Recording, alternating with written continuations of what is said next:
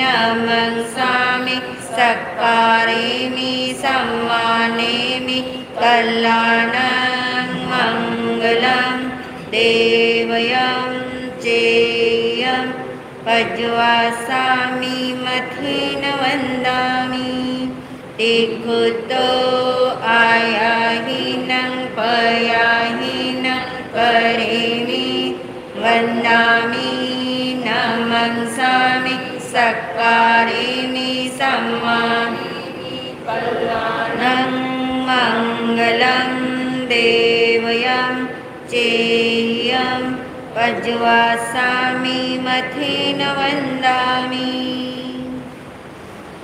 नमो अरिहन्ताणं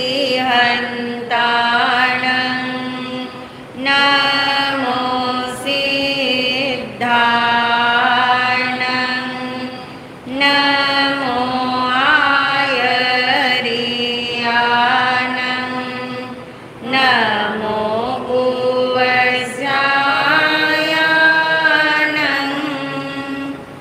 नमो लोये सवसाहुणं एसो पञ्चनमोक्कारो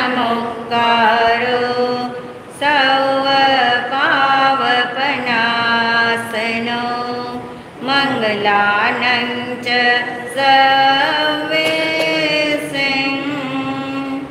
परमं हवै मङ्गलं मङ्गलानं च सर्वेशं परमं हवै मङ्गलम्।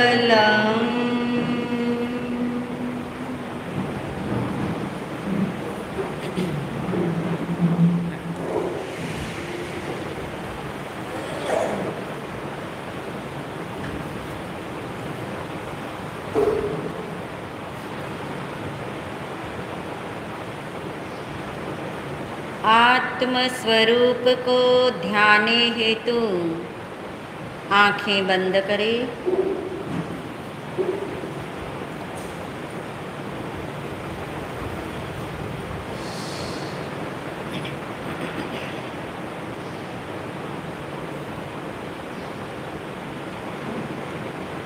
बहुत गहराई में निर्णय करें।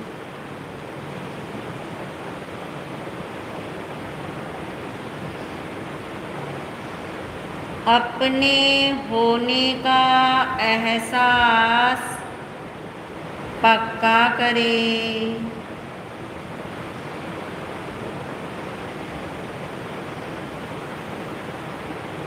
महसूस करें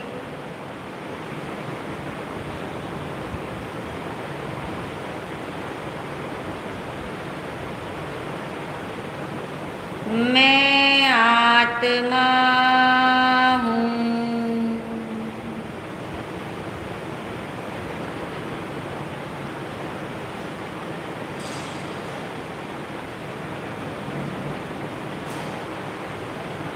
मैं आत्मा ही हूँ।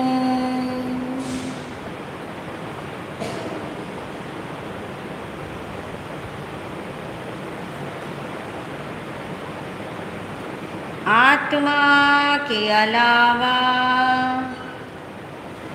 अन्य कुछ भी मैं नहीं हूँ।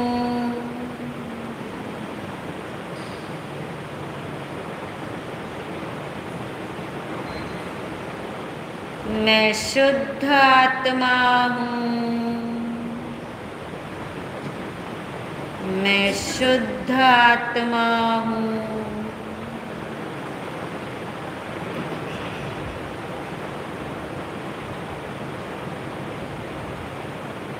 मैं आत्मा सदा ही जानने वाला तत्व हूँ।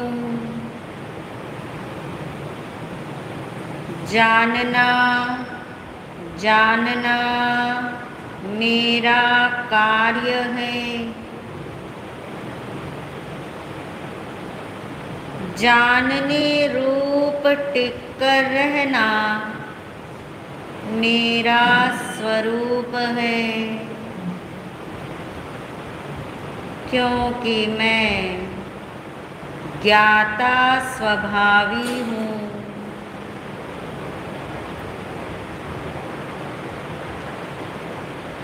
जो करता है वह मैं नहीं हूँ,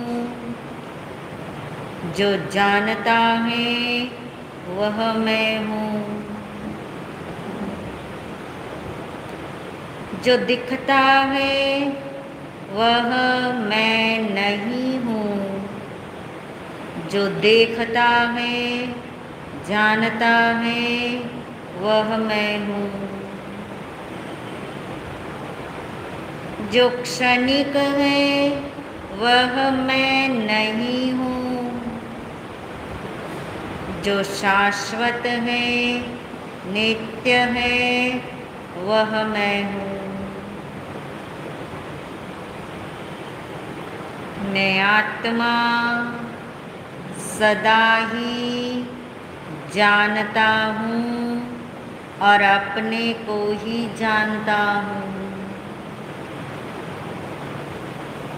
मेरा ज्ञान मुझे छोड़कर कहीं नहीं जाता, वह निरंतर सर्वदा मुझे ही जानता है। ज्ञान जानता है, ज्ञान आत्मा को ही जानता है। ज्ञान आत्मा में रहकर ही जानता है। आत्मा से बाहर जाकर ज्ञान नहीं जानता, इसलिए ज्ञान सदा ही आत्मा में ही है। आत्मा को ही जानता है। ऐसा ही मेरा स्वरूप है, इसलिए बाहर से कुछ भी मुझे प्राप्त करना नहीं है।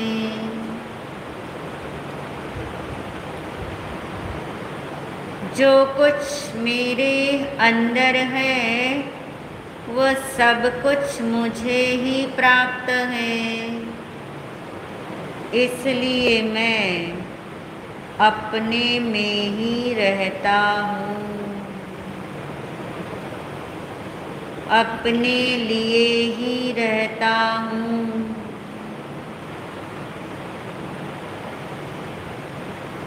मैं ज्ञाता स्वभावी हूँ, मैं जानने वाला तत्व हूँ। मेरे एक एक प्रदेश में ज्ञान ही फैला हुआ है। जहाँ जहाँ ज्ञान है वहाँ वहाँ आत्मा के अनंत गुण हैं, इसलिए मैं आत्मा घन पिंड हूँ।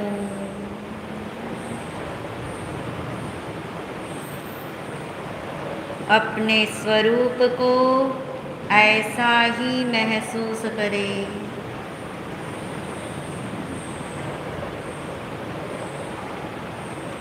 अपने ही प्रदेशों में महसूस करें।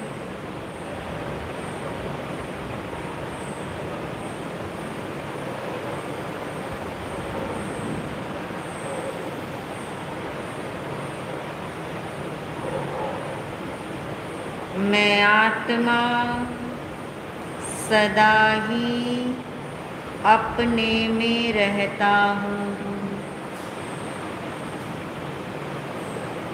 ज्ञान स्वरूपी हूँ, अनंत गुणों का भंडार हूँ।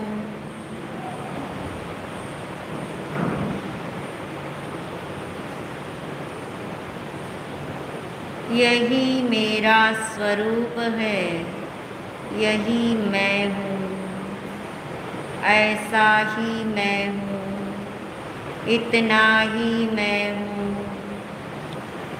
आत्मस्वरूप की भावना भाएं।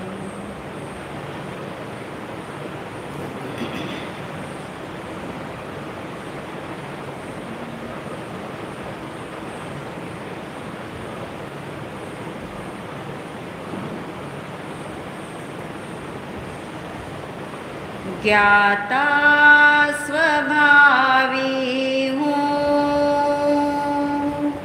ज्ञाता स्वभावी हूँ, अकर्ता स्वभावी हूँ, अकर्ता स्वभावी हूँ।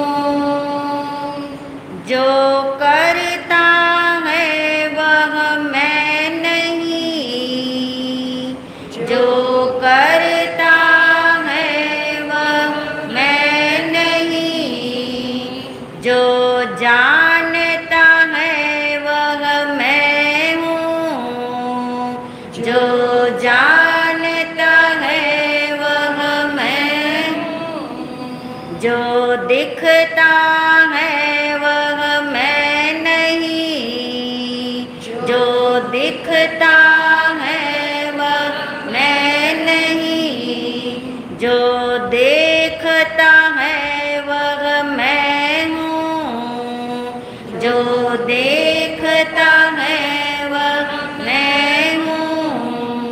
संयोग संयोगी भाव से न्यारा शुद्ध स्वरूपी हूँ, ज्ञाता स्वभावी हूँ, ज्ञाता स्वभावी हूँ, ज्ञाता स्वभावी हूँ। मैं हूँ आत्मा, शुद्ध आत्मा, शुद्ध आत्मा को नमन। मैं हूँ आत्मा, शुद्ध आत्मा, शुद्ध आत्मा की शरण। गुरुवंदना, गुरुवंदना, गुरुवंदना बारंबार।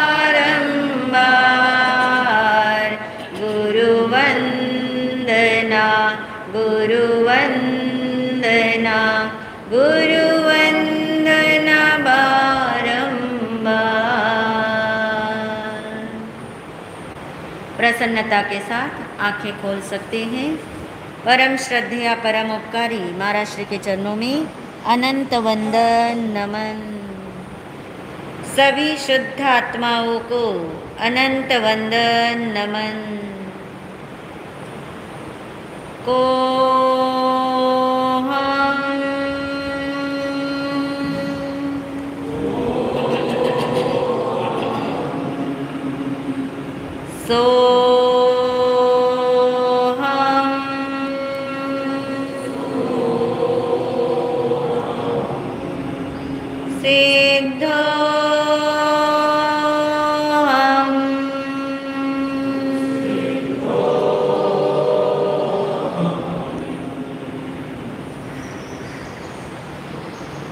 मैं सिद्ध भगवान जैसा ही शुद्ध आत्मा हूँ।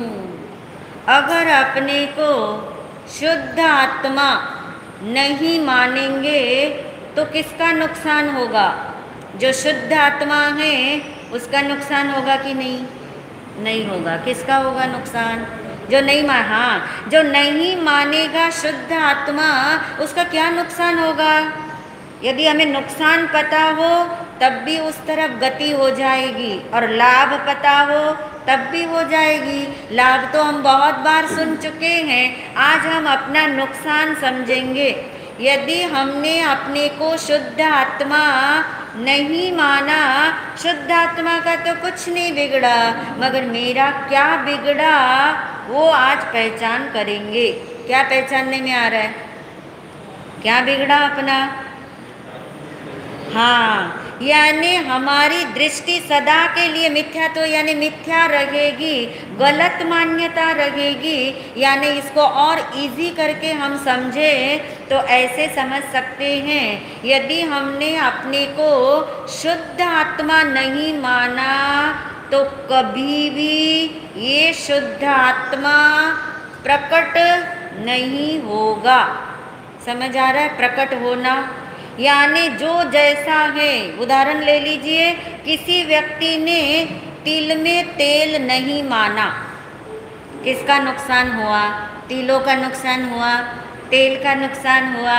नहीं, नुकसान किसका हो रहा है? जिसने तिल में तेल नहीं माना तो कभी भी वो व्यक्ति तिल में से तेल क्या नहीं करेगा?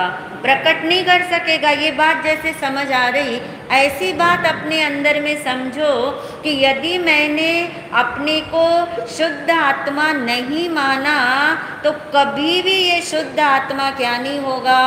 प्रकट नहीं होगा। जो व्यक्ति तिल में तेल नहीं मान रहा है, इसका मतलब वो उसमें तेल मान रहा होगा जिसमें तेल है ही नहीं। डबल नुकसान। अपने को शुद्ध आत्मा नहीं मानेंगे तो अन्य को तो शुद्ध आत्मा मान ही नहीं सकेंगे। तो मात्र हम शुद्ध आत्मा किसे मान पाएंगे?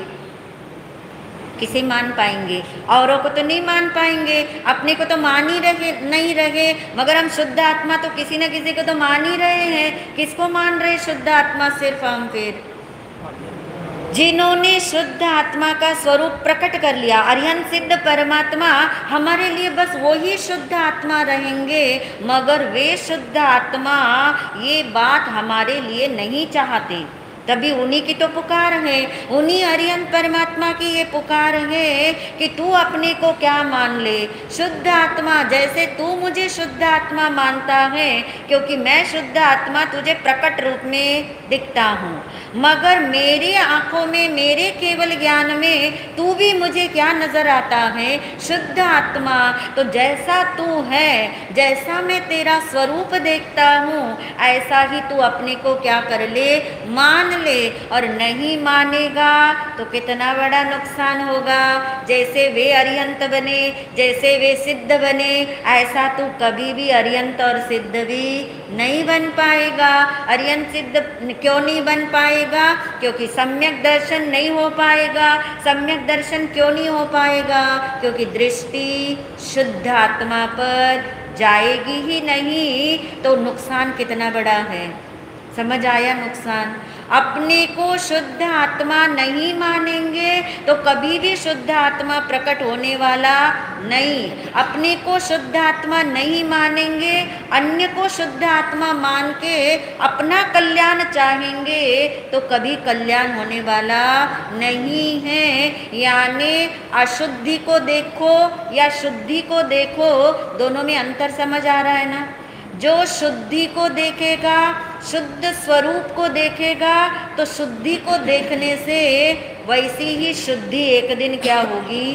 प्रकट हो जाएगी। अशुद्धि को ही देखते रहेंगे तो अशुद्धि को देखने से अशुद्धि दूर नहीं होगी। और अशुद्धि को देख देख करके जो टेंशन आएगा, आता है ना टेंशन, शुद्धि को देख के कभी टेंशन नहीं आएगा। टेंशन किसको देख के आता है?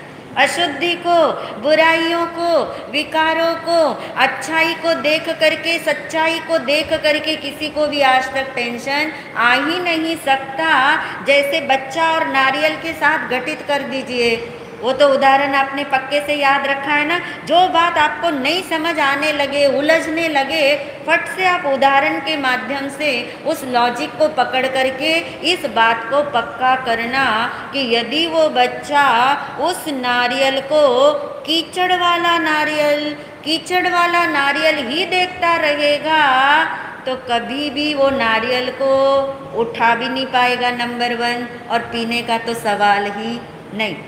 यदि वो बच्चा क्या देखना शुरू करता है कि नारियल का पानी तो नारियल में जैसा है वैसा ही है, जितना है उतना ही है, जहाँ है वहीं है, उसने जगह भी नहीं बदली, उसने पैमाना भी नहीं बदला, अपना स्वरूप भी उसने नहीं बदला।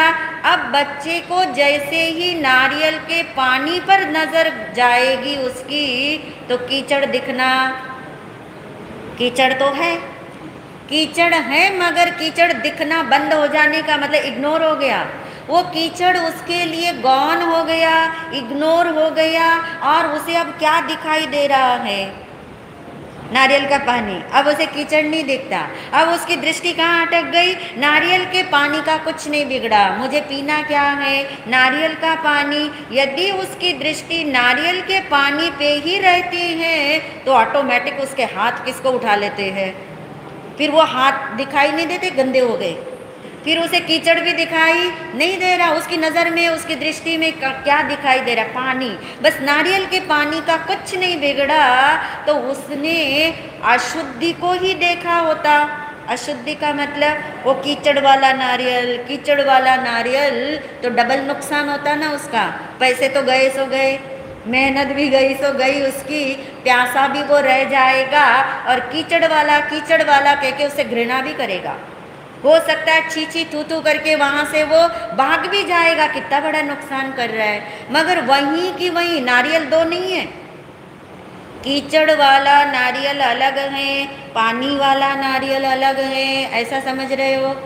नहीं, नारियल एक है, मगर देखने वाली एंगल, देखने वाले नजरिया क्या है? दो है। दृष्टि दो होती है, वस्तु हमेशा एक होती है। क्या पकड़ोगे इससे? कौन वाक्य बना के बताएगा मुझे? वस्तु एक है, दृष्टि दो है। कौन से वस्तु की बात करने वाले हम? आत्मा। आत्मा तो एक ही है। ऐसे नहीं कि अशुद्ध आत्मा अलग है, कर्म वाला आत्मा अलग है, शुद्ध आत्मा अलग है। आत्मा तो आत्मा ही है। नारियल तो नारियल ही है, नारियल में पानी है। नारियल के ऊपर क्या लगा हुआ है? कीचड़ लगा हुआ है। देखने के एंगल क्या है? दो है। कौन से दो एंगल समझ आ रहे हैं? कीचड़ की तरफ से देखना और पानी की तरफ से देखना। ऐसे अपने को देखने के भी दो एंगल है। अपने को यानी आत्मा को देखने के भी दो एंगल हैं। अगर कोई आपको बोलेगा कि आत्मा कर्म से बंधा हुआ है, तो आप क्या बोलोगे?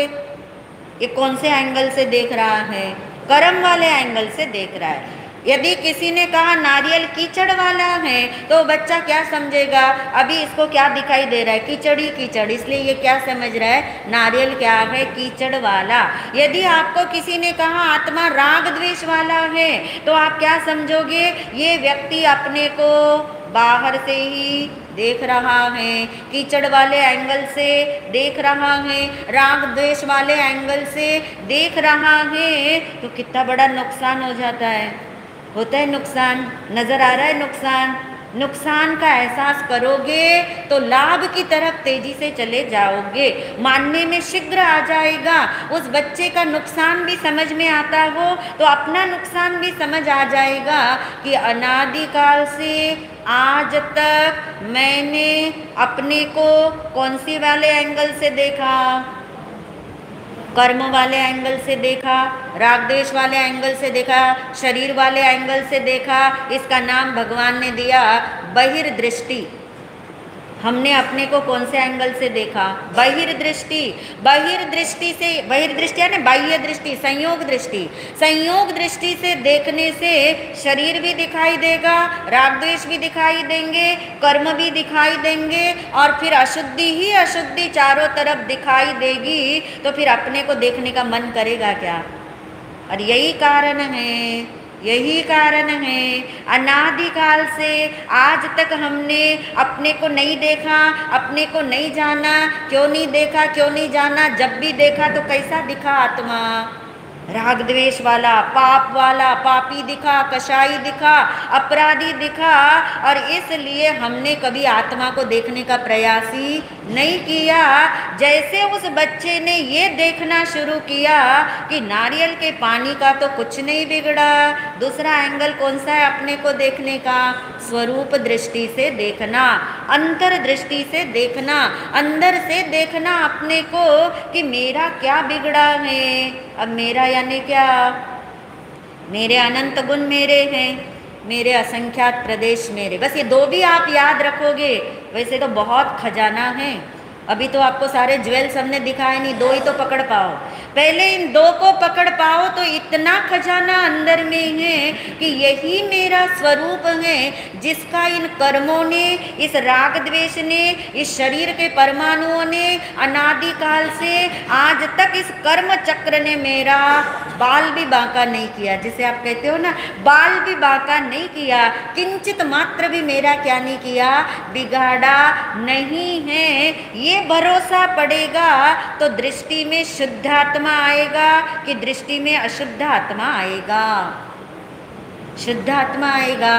दृष्टि में शुद्ध आत्मा आएगा तो आपको पता है, जैसा आप देखोगे वैसा ही आप भाषित करोगे। जैसी दृष्टि होगी वैसी ही क्या बनेगी, सृष्टि होगी, वैसा ही अनुभव होगा। तो अपने को शुद्ध आत्मा आज तक नहीं देखा तो बहुत बड़ा नुकसान पहला समझ आया कि ये शुद्ध आत्मा आज तक क्या नहीं हुआ, प्रकट ही नहीं हो पाया। ये नंबर 1। नंबर 2 का नुकसान तो और गहरा है, आज बता ही देते हैं। अपने को शुद्ध आत्मा नहीं माना तो दूसरे नंबर पे इतना बड़ा नुकसान होगा कि कभी भी 3 काल में भी चाहे जैसे मर्जी साधना कर लो, जितना मर्जी साधना कर लो, जहाँ जाके साधना कर लो, जहाँ आपकी मर्जी हो वहाँ जाके साधना कर लो, मगर 3 काल में भी सम्यक दर्शन, आत्मा का अनुभव, सेल्फ रियलाइजेशन नहीं होगा। किससे? किससे नहीं होगा? अपने को शुद्ध आत्मा नहीं मानोगे तो नुकसान देख रहे ना हम। मानने से क्या होगा वो तो पता लगा। नहीं मानेंगे, अपने को शुद्ध आत्मा नहीं मानेंगे। वो बच्चा नारियल के पानी को नहीं देखता तो कभी भी नारियल को भी नहीं उठाता और उसके पानी को तो पीने का सवाल ही नहीं उठता। ऐसे ही अपने को शुद्ध आत्मा नहीं देखेंगे कि कौन से काल में उस बच्चे ने कीचड़ वाले नारियल को ही, कौन सा नारियल देखा? पानी वाला नारियल देखा ना, एट ए टाइम। कीचड़ हटा के देखा उसने? नहीं। कीचड़ के रहते रहते ही उसने क्या देख लिया कि नारियल के पानी का कोई नुकसान नहीं हुआ। ऐसे ही अपने भीतर में अशुद्धि के काल में भी, हमने शब्द दिया था अशुद्धि के समय में भी, काल यानी समय, अशुद्धि के रहते हुए भी, राग द्वेष के रहते हुए, मिथ्यात्व के रहते हुए, मिथ्यात्व के रहते हुए भी, शरीर और राग द्वेष के रहते हुए भी अपने को शुद्ध आत्मा नहीं देखेंगे तो कभी भी आत्मा का अनुभव होने वाला नहीं, सम्यक दर्शन होने वाला नहीं। क्यों? क्योंकि जिन्होंने भी आत्मा का अनुभव किया, जिसको भी आत्मा का अनुभव होगा, जिसने भी आत्मा का अनुभव किया, उन्होंने आत्मा को शुद्ध देखा कि अशुद्ध देखा? अनुभव में आत्मा, अशुद्ध आत्मा अनुभव में नहीं आता। कौन सा आत्मा अनुभव में आता है? शुद्ध आत्मा। इसका मतलब बहुत गहरा है। यदि आत्मा शुद्ध आत्मा के रूप में ही अनुभव में आता है, इसका मतलब क्या हुआ? और अनुभव तो वो राग द्वेष के काल में ही हुआ ना, शरीर के रहते रहते ही हुआ। मिथ्यात्व का अंधकार छटते छटते ही छटा, यानी ये सब कुछ रहते हुए भी उनको अनुभव, जिसको भी आत्मा का अनुभव हुआ, उन्होंने आत्मा को अशुद्ध नहीं देखा। कैसा अनुभव किया? शुद्ध। कर्म वाला अनुभव नहीं किया। आत्मा में कर्म की अशुद्धि आ गई, ऐसा अनुभव कभी नहीं होता आत्मा का। राग द्वेष आत्मा के अंदर में आ गए, ऐसा अनुभव में आत्मा आता ही नहीं है। शरीर वाला आत्मा तो अनुभव में आता ही नहीं, उस समय शरीर का बोध ही नहीं रहता है। यानी अपने को शुद्ध आत्मा नहीं मानोगे तो शुद्ध आत्मा का अनुभव कैसे होगा। इसलिए नुकसान समझ आ गए दोनों बड़े। इसलिए हमने अपने को कौन सा आत्मा मानना है, शुद्ध आत्मा। दिखाई देता है कौन सा आत्मा, कौन सा आत्मा दिखाई देता है आपको, कर्म वाला आत्मा। समझ आता है आपको, कर्म वाला आत्मा अनुभव में आ रहा है आपको। राग द्वेष वाला आत्मा रात दिन दिखाई दे रहा आपको, मगर दृष्टि कहाँ जाए, अंतर्दृष्टि। अंतर्दृष्टि हो जाए, स्वरूप दृष्टि हो जाए, बाहर में एक छोटे से बच्चे को ये बात समझ आ सकती है, तो अंदर की दुनिया में हमें ये बात क्यों नहीं समझ आएगी कि ये आत्मा अनादिकाल से कर्म चक्र के संग में क्या कर रहा है, घूम रहा है आत्मा। आत्मा तो घूम ही रहा है ना, फिर भी आत्मा नहीं घूम रहा। नारियल गंदा हुआ है, फिर भी नारियल गंदा नहीं हुआ है। दोनों बातें एक साथ समझ आ रही है ना, दोनों बातें एक साथ। मैं आत्मा अनादिकाल से चार गति में परिभ्रमण कर रहा हूँ, मगर मेरा परिभ्रमण नहीं होता। ये नारियल गंदा दिखते हुए भी, ये अशुद्धि के अंदर दिखते हुए भी ये नारियल गंदा नहीं हुआ। जैसे वो बात समझ आती है, ऐसे ये बात सिर्फ समझना आए, निर्णय होना चाहिए। निर्णय का मतलब क्या होता है, सिर्फ यहाँ बैठे बैठे तो समझ आ सकता है, पर घर में जाओ, नींद आ जाए आपको, तो भी आपको ये याद रहना चाहिए कि मैं आत्मा त्रिकाल कैसा हूँ, शुद्ध ही हूँ। क्योंकि दिखता चाहे जैसा मर्जी हूँ, तो अब सवाल उठेगा कि आत्मा अशुद्ध हुआ है, इसलिए आत्मा को शुद्ध करना है क्या। फिर से बोलूं वाक्य, आत्मा अशुद्ध हुआ है, इसलिए आत्मा को शुद्ध करना है। हाँ, अब कैसे पकड़ में आई ना गलती, आपको क्या गलती पकड़ में आई, आत्मा अशुद्ध हाँ हुआ नहीं है, दिखता है। आत्मा कर्म वाला दिखता है, कर्म आत्मा के अंदर प्रविष्ट हुए नहीं हैं, इसलिए आत्मा शुद्ध ही है।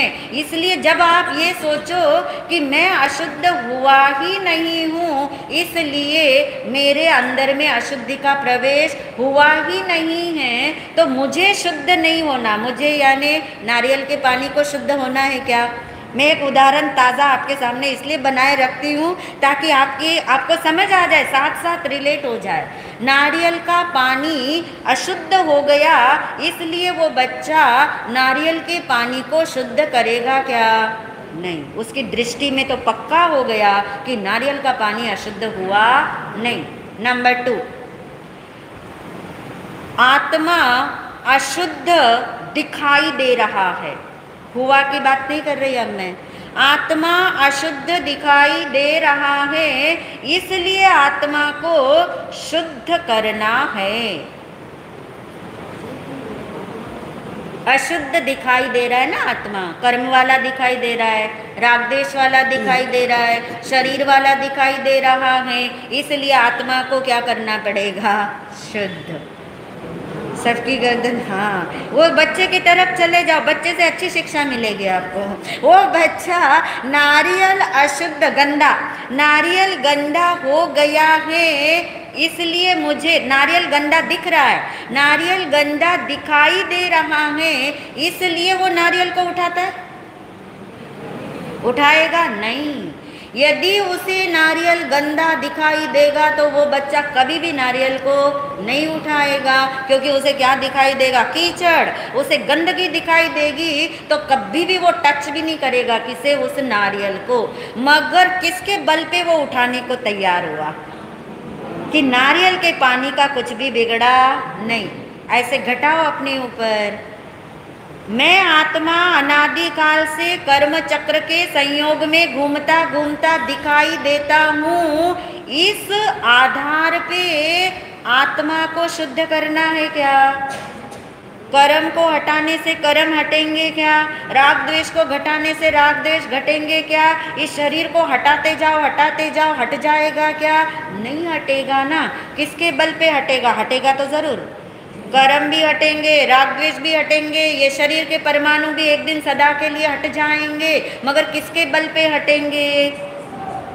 शुद्ध आत्मा के बल पे। अपने को शुद्ध आत्मा मानेंगे तो उस बच्चे ने नारियल उठाया, क्योंकि नारियल का पानी शुद्ध है, तो उसकी नजर में शुद्ध पानी शुद्ध पानी शुद्ध पानी, और कब नारियल को उठा लिया उसको पता नहीं। उसका हाथ अब कीचड़ की तरफ कब चला गया पता नहीं। कीचड़ से भर भी गया पर उसे कोई घृणा नहीं। उसने तो नारियल को क्या कर लिया? लिपट लिया अपने साथ। धीरे धीरे कीचड़ी उसका क्या हो गया? समाप्त होता चला गया। जब तक वो घर में गया तब तक तो उसने देखा, अब तो उसे नारियल पानी ही दिखाई दे रहा है। वो तो बच्चा बाहर का प्रोसेस कर भी लेगा, मगर यहाँ तो बाहर में एक तिनके जितना भी प्रोसेस करने की जरूरत नहीं पड़ती। मात्र उस शुद्ध आत्मा से अपनापन करना है। तो दो विकल्प आपको समझ में आ गए। नंबर 1 था आत्मा अशुद्ध हुआ है, इसलिए आत्मा को शुद्ध करना है, ये तो बात ही नहीं। आत्मा अशुद्ध दिखाई दे रहा है, इसलिए आत्मा को शुद्ध करना है क्या?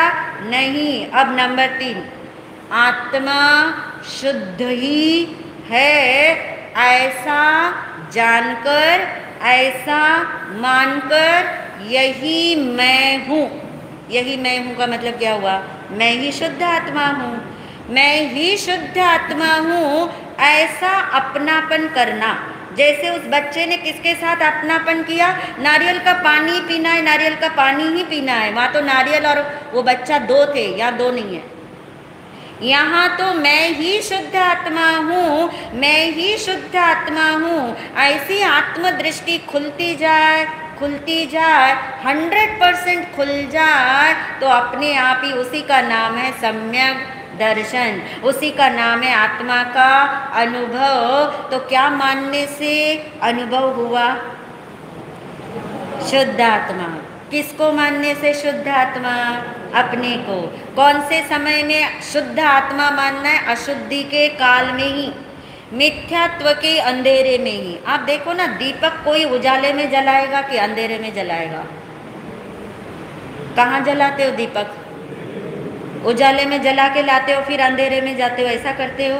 चारों तरफ जब अंधेरा ही अंधेरा है, अंधेरे से मतलब मिथ्यात्व, अंधेरे से मतलब राग द्वेष, चारों तरफ मिथ्यात्व का ही अंधकार है, और इसी मिथ्यात्व के अंधकार में मुझे अपना सम्यक दर्शन प्रकटाना है, तो अंधेरे को भगाने वाला काम नहीं करेंगे, अशुद्धि को देखने वाला काम नहीं करेंगे, अशुद्ध अशुद्ध मैं हूँ ये मानने वाला काम नहीं करेंगे। सीधा फोकस हमारा कहाँ जाए?